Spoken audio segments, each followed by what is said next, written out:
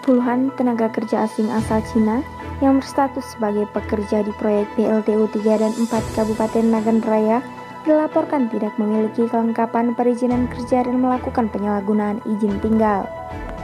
Dari total 29 TKA yang bermasalah tersebut, tersebar masing-masing 5 orang dari PT PMG, 6 orang konsultan di PT PMG serta 18 orang dari PT Tianjin yang semuanya bekerja di proyek PLTU Nagan Raya. Kepala Dinas Tenaga Kerja dan Mobilitas Penduduk Aceh, Iskandar Syukri, dalam keterangannya kepada wartawan membenarkan terkait pekerja asal Cina di PLTU Nagan Raya ada yang bermasalah. Pihaknya telah melakukan pengawasan kepatuhan terhadap ketentuan norma kesehatan dan keselamatan kerja dan segala perizinan perusahaan yang mempekerjakan tenaga kerja asing di Kabupaten Nagan Raya.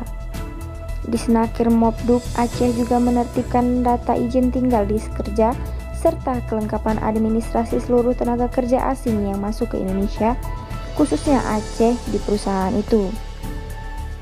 Terkait penyalahgunaan izin tinggal warga negara Cina tersebut, Disnaker Mopduk Aceh memberikan waktu tinggal 24 Juni untuk melengkapi dokumen dan segala perizinan. Jika belum dilengkapi juga, seluruh TKA yang bermasalah akan dideportasi. Imigrasi juga diminta memeriksa dan menindaklanjuti dengan tim pengawasan tenaga kerja Disnaker Mopduk Aceh terkait visa dan sitas TKA tersebut.